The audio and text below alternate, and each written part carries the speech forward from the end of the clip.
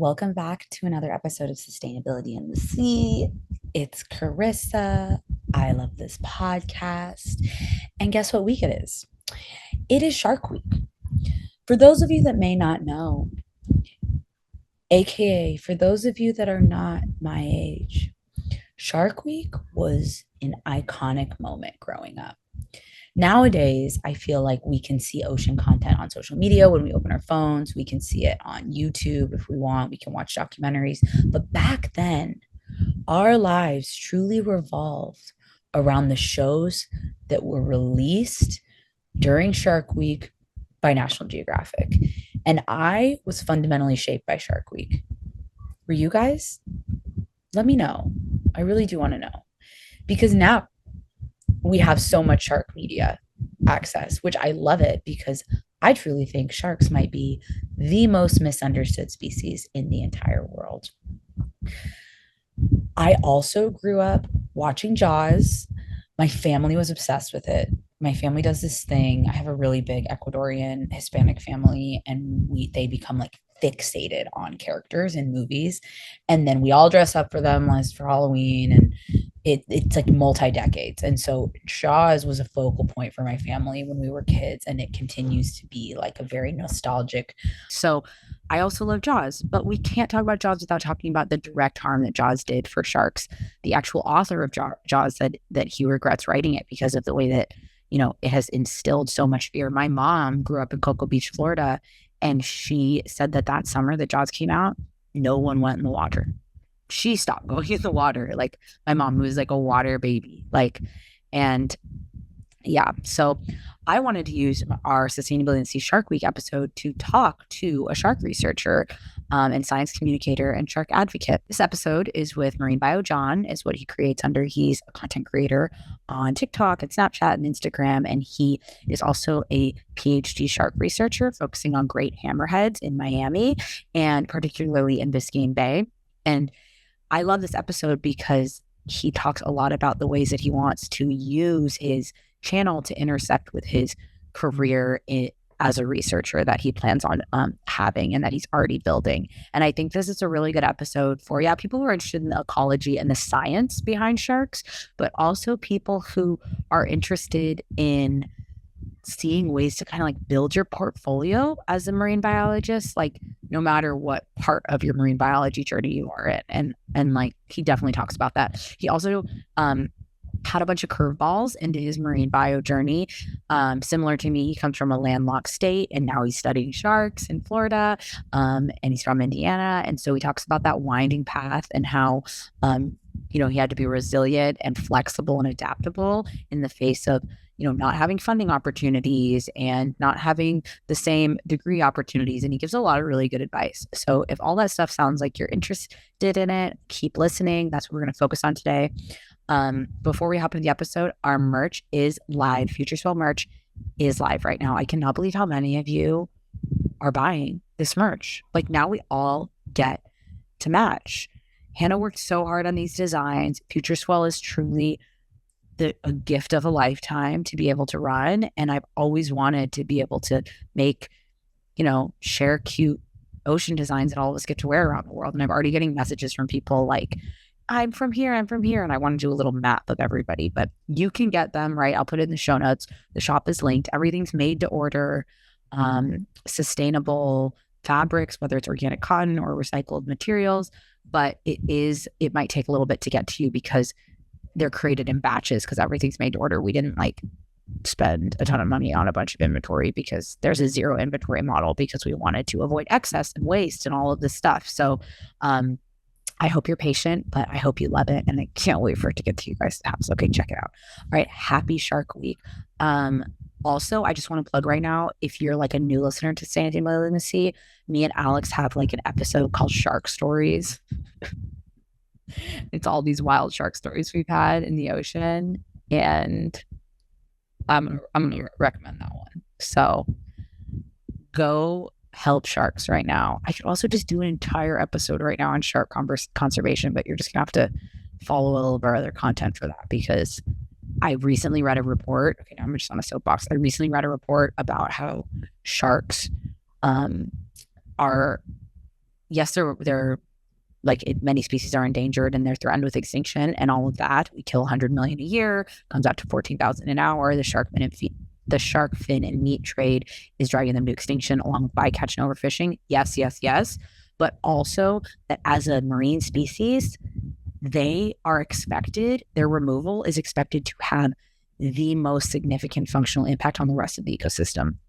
Yikes. So imagine being that important to the ocean that scientists are like, wow, if we remove this from this equation, things will collapse. So we got to save sharks and let's replace our fear with curiosity, learn a little bit more, and also maybe give Marine Bio John a follow if you liked his episode, because he'll be teaching you about sharks for as long as you're following him. And that's why I'm so happy to bring him on. All right, welcome back to Sustainability and the Sea.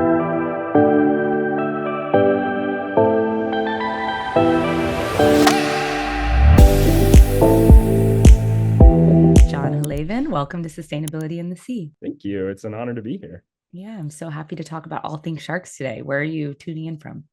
I am actually tuning in from the University of Miami Shark Research and Conservation Lab, which I am very honored to be a student of, and was doing some lab work this morning. So quite appropriate timing to be able to jump on this call and talk about sharks and shark science. Oh, I feel so honored. Yeah. And also, I think that it speaks to a little bit of like the juggling that goes with being a grad student. You're like, I'm going from field work to lab processing to a podcast interview to things like that. Oh, 100%. Yeah, it is far from a one-dimensional type of job to have right now. There's like a million different balls you have to keep in the air at one time. Do you like that? Do you like doing different things every day? Yeah, I think so. It definitely reduces the monotony of Mm-hmm. like just doing the same thing over and over. And definitely there's an excitement that comes with field work that, it's nice to almost have the lab work or the office work to sort of balance out the high octane energy output that happens when you're out in the field.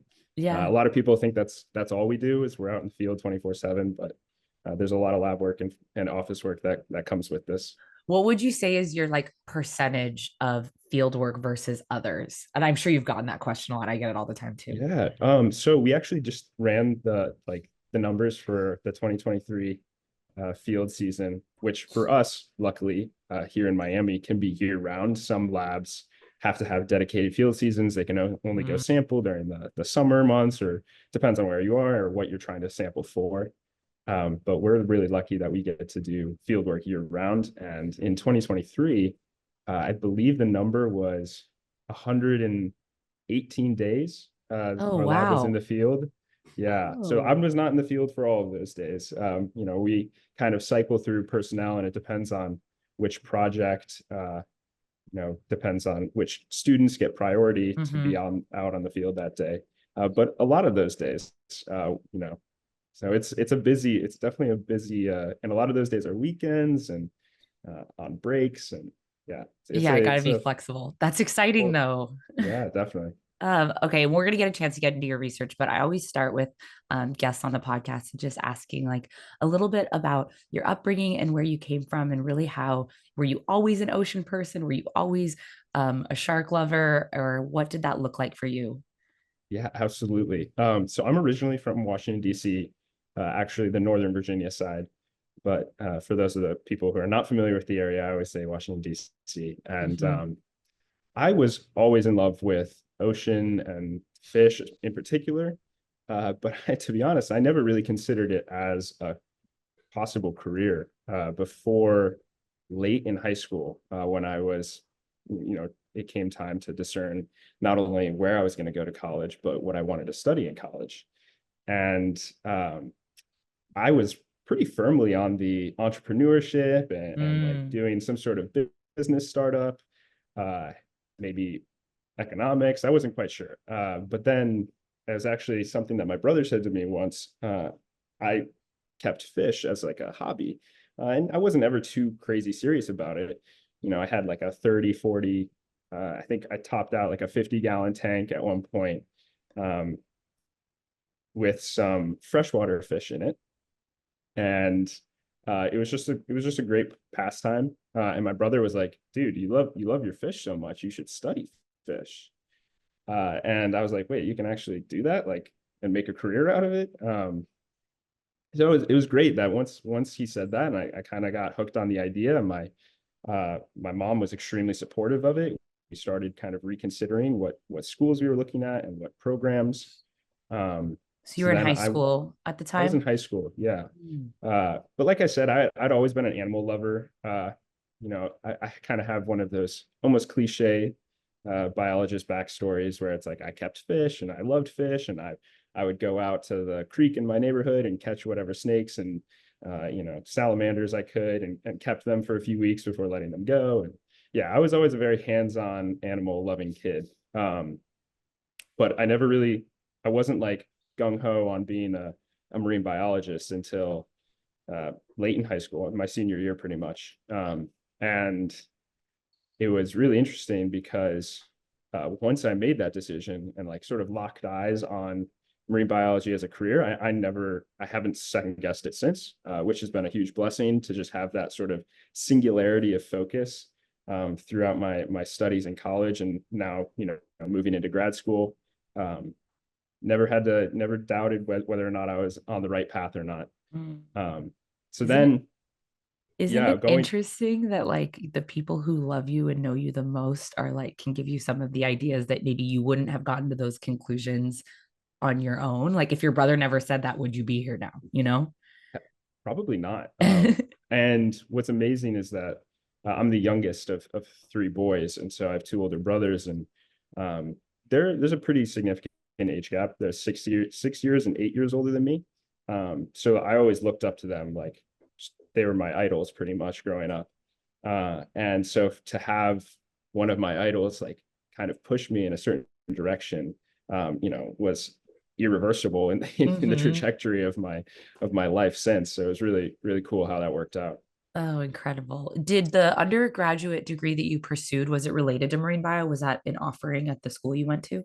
It was not marine biology Mm. specifically. It was actually just a general biology degree. I went to the University of Notre Dame for my undergrad, which, for those of you who are not familiar, is in northern Indiana, which Oh, is okay. very, very far from The ocean. any coast. Yes.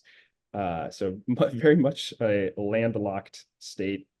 I mean, there's the Great Lakes, but Hmm. that's not the coast. To an ocean lover, the Great Lakes cannot suffice.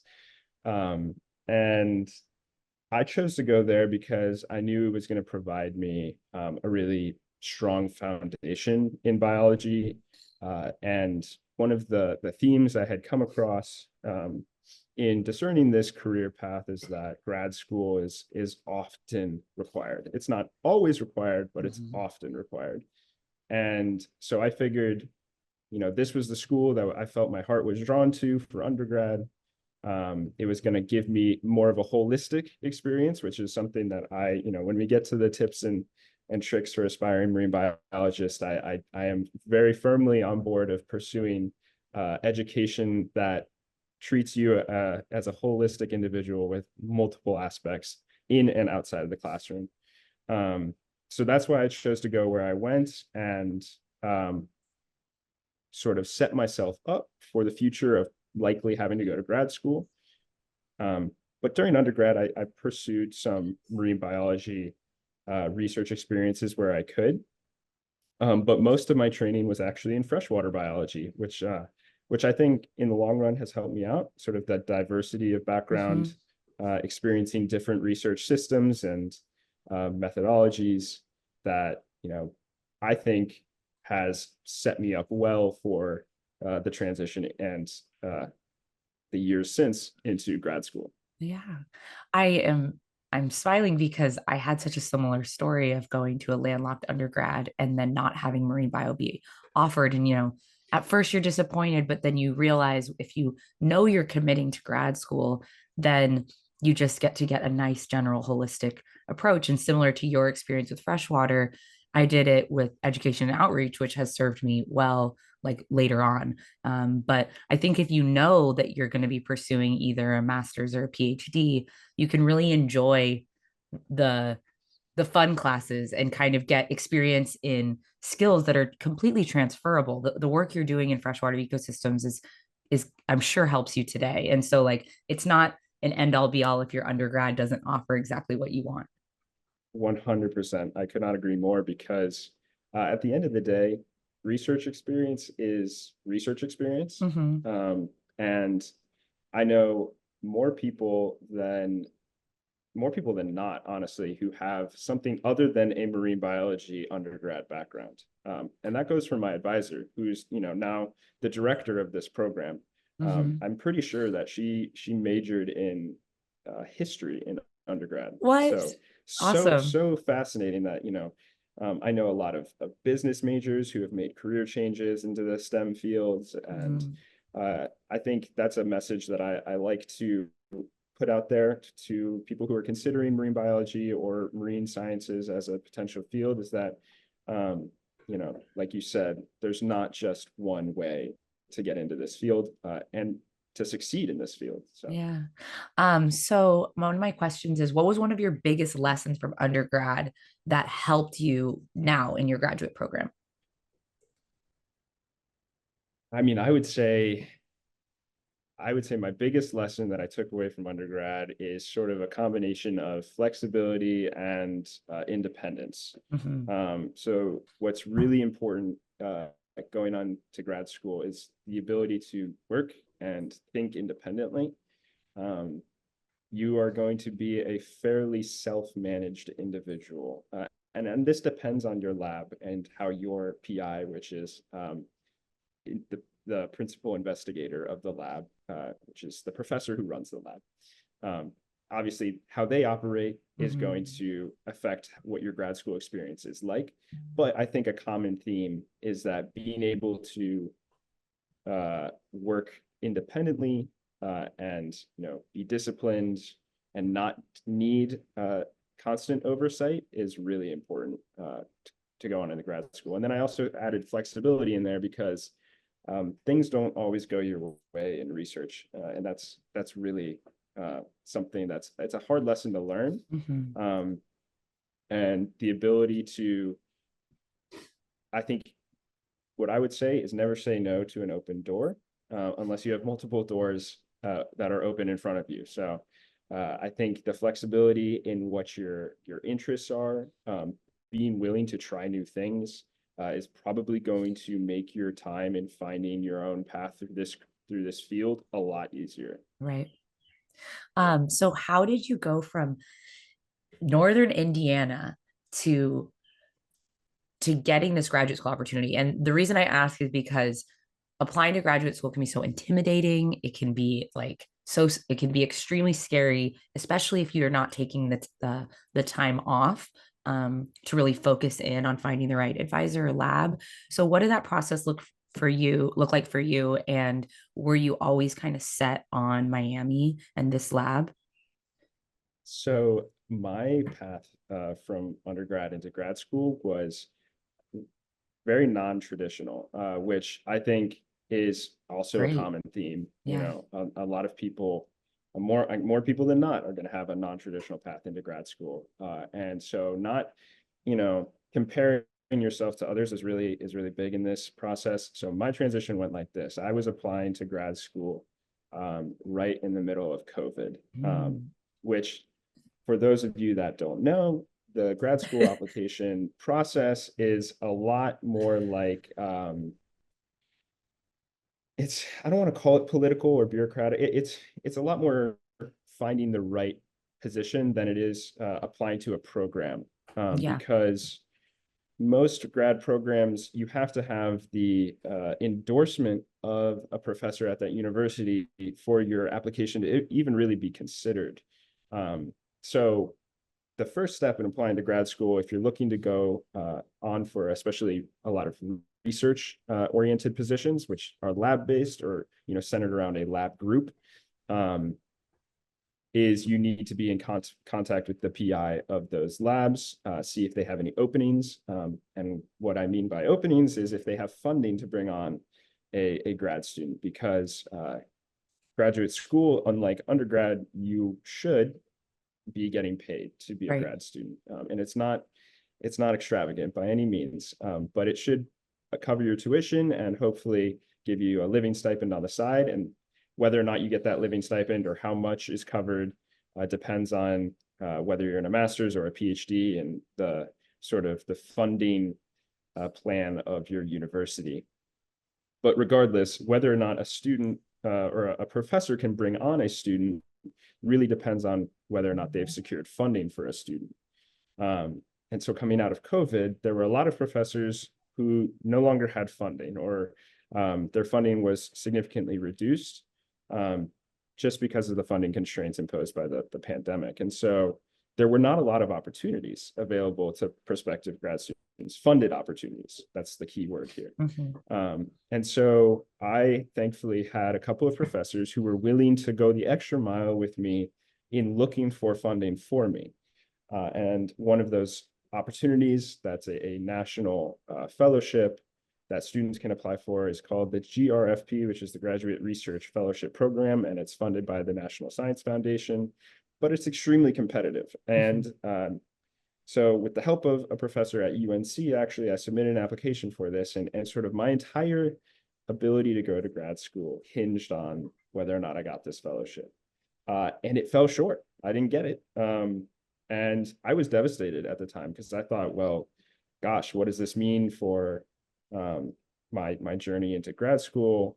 I was very much set on going straight from undergrad to grad school because I wanted to keep up the academic momentum I had. I felt like if I took a step back from school, then I would, maybe never go back. Life, sort of moves Yeah. quickly and you can never really find a chance to go back to school. So I was a little concerned, and I was concerned also that if I were to take a gap year, finding a position that uses that gap year well was going to be equally competitive, because a lot of students would be facing the same thing that I was facing, and they'd be turning to those gap year temporary field technician jobs or lab technician jobs, and those were going to be just as difficult to get. And then the University of Miami actually reached out to me. This was one of the schools I had a professor who was interested in working with me if I were to get that fellowship, but not the professor that I'm working with now. They reached out to me and said, hey, we understand that your funding didn't come through. Do you want to consider this Master's of Professional Science program? And I was torn at the time because the Master's of Professional Science, unlike a Master's of Science, which is the traditional academic degree, is completely self-funded by the student. So there's some pretty substantial student loans that are associated with that. But coming from a school that didn't have a marine biology background and only limited marine biology research experience, I was willing to be what I call a pay-to-play marine biologist, right? I was willing to kind of put a large bet on myself that I was gonna, make this degree worth it. And I wouldn't necessarily recommend that path for a lot of people because I'm going to have to face down those student loans eventually. But in my own personal circumstance, I'm very glad I did, because it was in that program as a first year Master's of Professional Science student that I met my current advisor. So that's Dr. Catherine McDonald, who runs the Shark Research and Conservation Program now. And I took a couple of classes with her. She was a fantastic professor. And I was like, can I join your lab potentially? I would love to be a PhD student. That was kind of my original goal. I'm not sure if you have funding for such a thing. And unfortunately, she didn't have funding either, but she was also willing to help me find funding. And it was in February of last year, so about a year ago, that we found out that I had gotten the funding to transfer into the PhD program. Wow. So I was not originally a PhD. Well, I was originally a prospective PhD student who kind of decided that he was going to reassess as a master's student and then try again for the PhD. And it worked out for me. But again, unless you're really, really okay with taking on the cost of that self-funded master's program, I would recommend maybe a little bit more patience in our listeners, that gap years are totally fine. Yeah, And they are absolutely maybe fine. my refusal to consider them is going to hurt me in the long run. But we'll see, that's a bridge to cross in the future. But yeah, so many people take 1 gap year, 5 gap years, 10 gap years. I know a lot of people who are coming into grad school from an industry position or a government position. Um, so that is totally okay. And I would actually recommend uh, anybody who's an aspiring marine biologist really double down on finding that funded position before you pull the trigger on a self-funded program. Right. And but also were the credits and the courses that you were able to take in that, blip with the masters able to contribute to your Yes. PhD? Yeah, Incredible.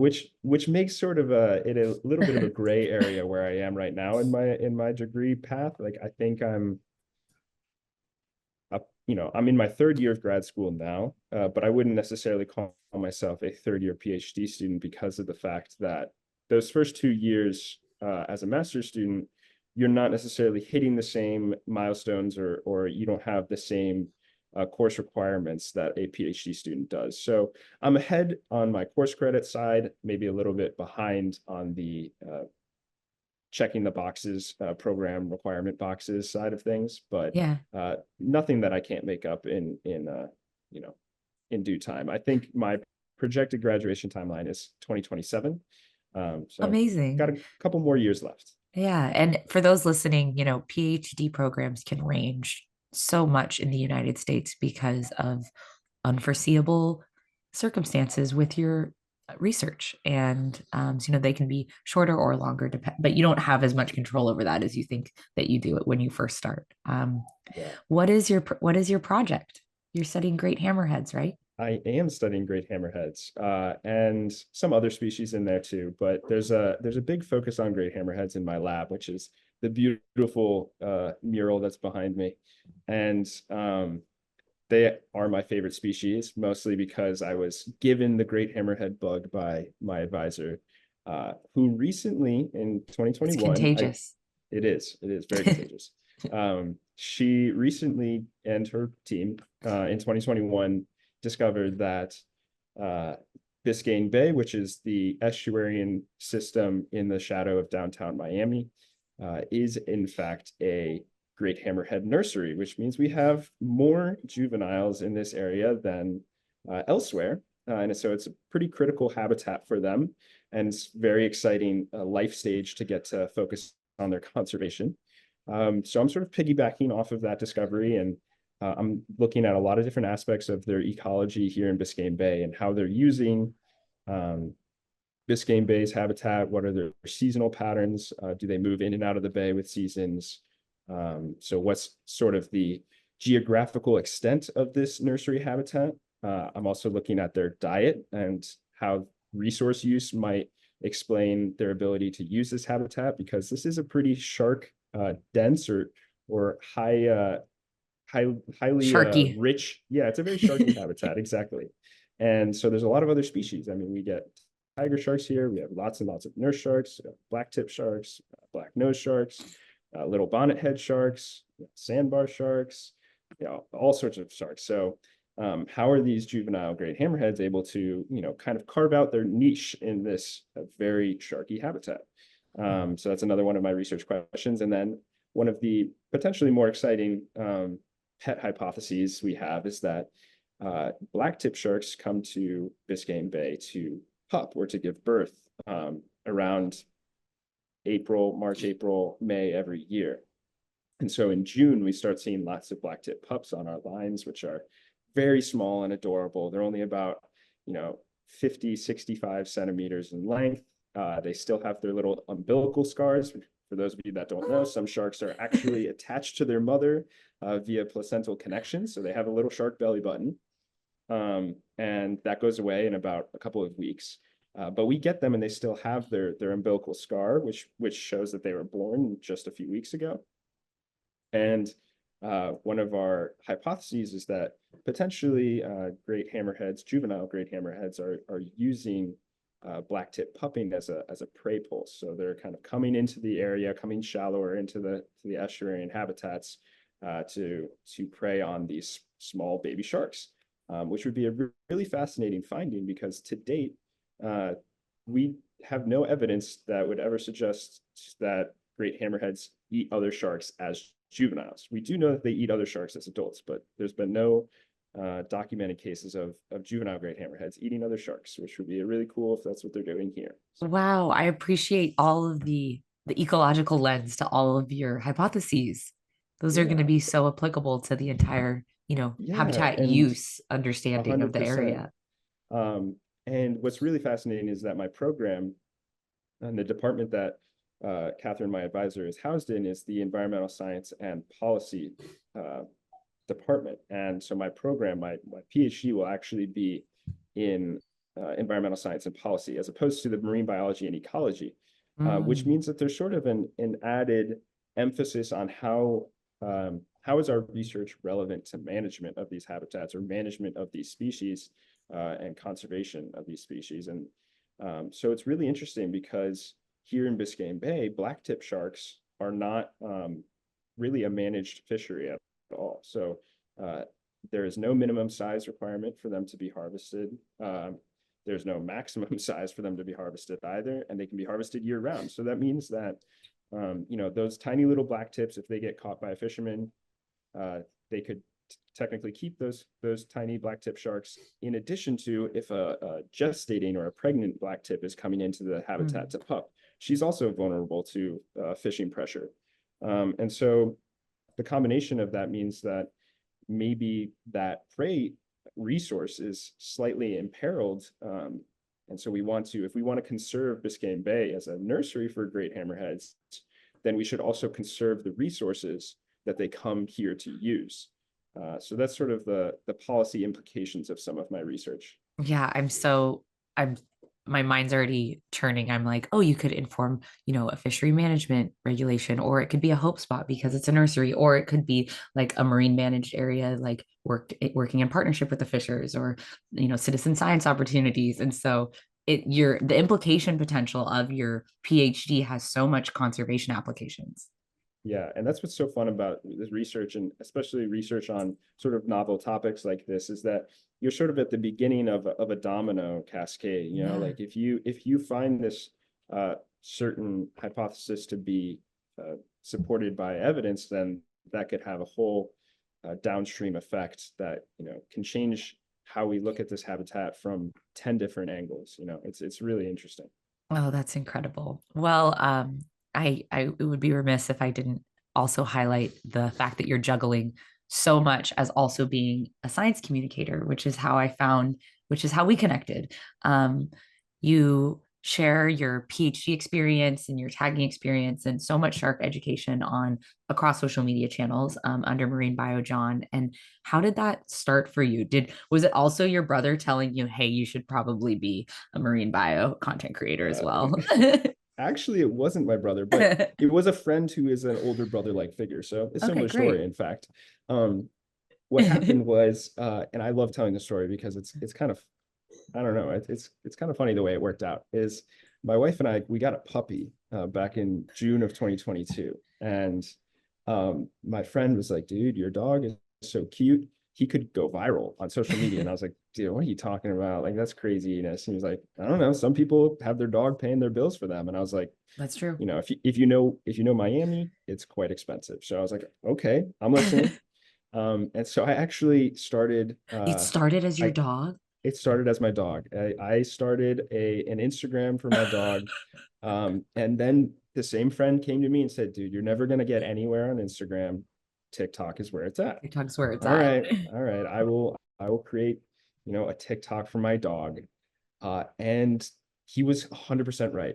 A video of my dog got like 4 point something million views, and I was like, wait a second. And so then he kind of, I think this was his plan all along, but I don't know. Maybe he can confirm or deny. I don't know. He came back to me and was like, "So your dog can go viral. You're a marine biologist. Like you 100% have something that most people don't have out there. Mhm. Everyone has a dog, but not everyone is a marine biologist and studying sharks." So um, I was like, okay, I see your point. I'll now make a TikTok for what became Marine Bio John. And This looking was a back on those year first ago. a little over a year, or it's August of 2022. Wow, Yeah, congratulations. thank you. And I look back on those first videos I posted, and It's a lot of I cringe. had no, yeah, I had no idea what I was doing. My face is like 2 inches away from the camera. I didn't have a mic or anything. And within the first weekend that I created that TikTok account, I had 19,000 followers. And I was like, oh my gosh, like this There's a is all of a demand. sudden, yeah, this is all of a sudden something. And anyone who's familiar with my content already knows this, but for those of you that don't, my content really started as being a guy who identifies sharks for people, because what I noticed is that there's a lot of misinformation out there about what people are seeing. And shark content naturally has a sort of fixation on social media. They can It draw a lot of does. attention. And so as a result, there tends to be a decent amount of misinformation that follows that around. And so I just wanted to help people identify the sharks that they're seeing out in the wild. And I guess people were pretty interested in knowing what they're seeing, which is cool. And that's sort of been the core of my content ever since, because sort of all goes back to when you know something, then you're more likely to care about it. And if you're more likely to care about it, you're more likely to take action and help conserve it, or at least change public perception about it. So yeah, trying to like light that fire of curiosity, and not just see these animals as sharks, but as a great hammerhead shark or a nurse shark, or and once you know what that species is, you know a lot more about what's going on with that species, or even what the potential risk is for somebody to be in close contact with that species. Yeah. And I always think about it from the perspective of like a young kid, maybe on social media, who's just super, like I grew up with Shark Week, right? This is modern day Shark Week. This is for the Mhm. youngsters trying to figure out like, oh, I just thought a shark was a shark. Now you're learning that it's a fish and that there's these species and this is how they utilize their habitat because of your content, which is amazing. Yeah. Yeah. So it's been incredibly rewarding, and a very steep learning curve, I will say, because I never had a personal TikTok. I never even was a consumer of TikTok content. I had my own an Instagram account and stuff, but that was the extent of my social media experience. Um, and so now to all of a sudden go from not having a TikTok, or not really being a big consumer of social media, to now being on the other side of the camera, was a huge learn. Like, what do I need to be doing? How do I edit Yeah. film? How do I, you know, cater it to the attention of the public eye? And yeah, so it worked out so far, and I continue to learn more and more every day. So you've got a few years left in your PhD, which is laying a pathway for policy applications, and then you've got Marine Bio John growing day after day with science communication. What are your goals for the Marine Bio John platforms, like looking ahead? And obviously, this is such a fast-moving field. I feel like we can't predict what's going to happen, but we do know that there's a growing niche in ocean conservation and marine science. And so, do you ever think about that? Yeah, definitely. What I've really come to realize, especially as this time of growing on social media and transitioning into a PhD student has sort of overlapped, it's been a synchronous time in my life. Um, what I've learned is that some form of public outreach or public facing communication is really essential for all scientists in today's day and age, not just marine biologists, but I think all fields, because we live in the age of information, where there's so much information available, but that also, like we just talked about, can also lead to so much misinformation. Um, and how a scientist's career is often defined is by how much they contribute to the body of scientific knowledge. And that's usually in the form of peer-reviewed journal articles, or uh, conference presentations, which are very closed door. Right. A lot of researchers are trying, whenever possible, to publish their work open access, which means that the journal article can be read by anyone at any time. But it's expensive to do that. In probably the top 10 journals that I'm looking at for in the future, the average to publish for a researcher to publish their paper open access is about $3,500. Wow. So otherwise, the other funding plan for, or the other cost expense plan for A journal article is for each reader to have to pay for access to that article. And usually that comes at around $30 a pop, which is, that's enough to turn away a lot of people from engaging in that research. And the second part about this is that even if you do have an open access article, these articles are not necessarily the most easily read or most accessible or engaging format for people to digest research knowledge. And so Right. having some way that's uh, to communicate language for the public consumption is really important in having the maximum impact or the maximum effect of your research. And so that's what my goal is, to sort of complement my research, to sort of have a way, an avenue that to disseminate my research findings to the larger audience in ways that traditionally scientists don't have to do to be considered Mhm. a successful scientist. You can do it in a Um, video. exactly. Yeah. Yeah.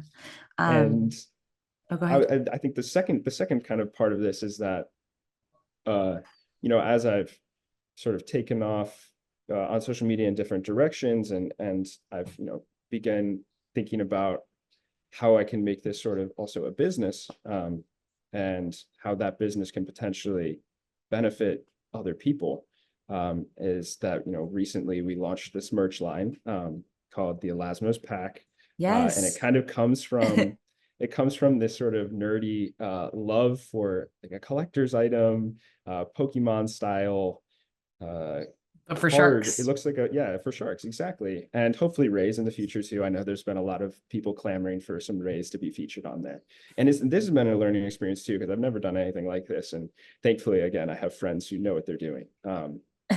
And the first release had the spotted wabagong on there, which was a fun little it's a shark that has my heart because it's so foreign to the sharks we have here that really the only demersal shark species, and demersal just means like bottom dwelling shark species we have here in South Florida, is the nurse shark, which I know everyone loves the nurse sharks, but to me, I wish there was more biodiversity in that in that shark side of the shark community, and I think the spotted wabagong looks so cool.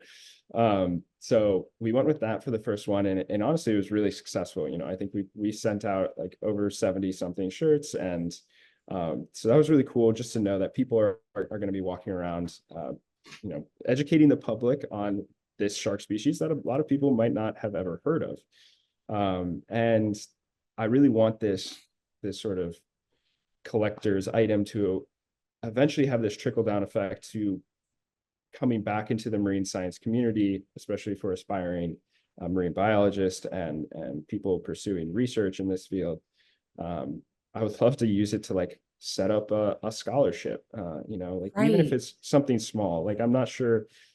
We'll see how much how big this can get, but I think that'll have a big say in what we can do with it. But Mhm. that's sort of my goal for that, is to have this kind of circle back around where not only is it helping shark education and shark awareness by people wearing the shirts, but then also the money coming in from it is making its way back into the marine science community. Yeah, I love how many different like potential pathways there are to take science communication online to like serve either, business to support education, nonprofits, or like actually just having it become your labs page later in life or something like that, and being able to reach so many people with this. Yeah, Um, exactly. what would be some of your, we've talked about your research journey, we've talked about your undergrad journey and your untraditional path to your program, and now science communication.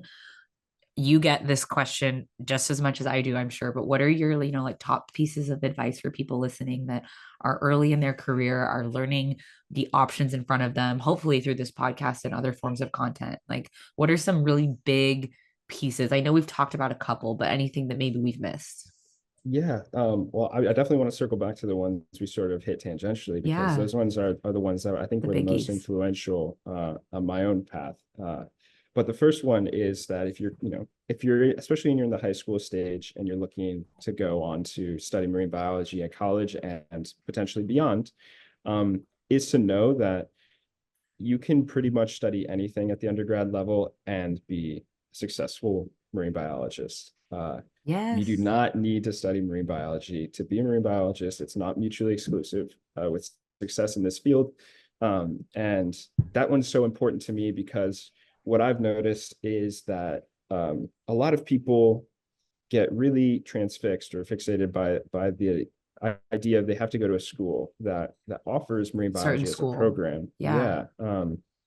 And I think having a dream school is really great, but I would like to see more aspiring marine biologists have dream schools that check off a lot of boxes for them personally.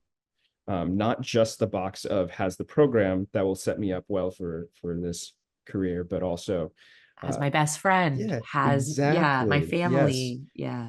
Because time and time again, what you'll see is that students who feel at home at the university that they go to are going to do better there. They're going to do better inside the classroom and outside the classroom. They're going to have a better mental health. They're going to have a better circle of support and networking.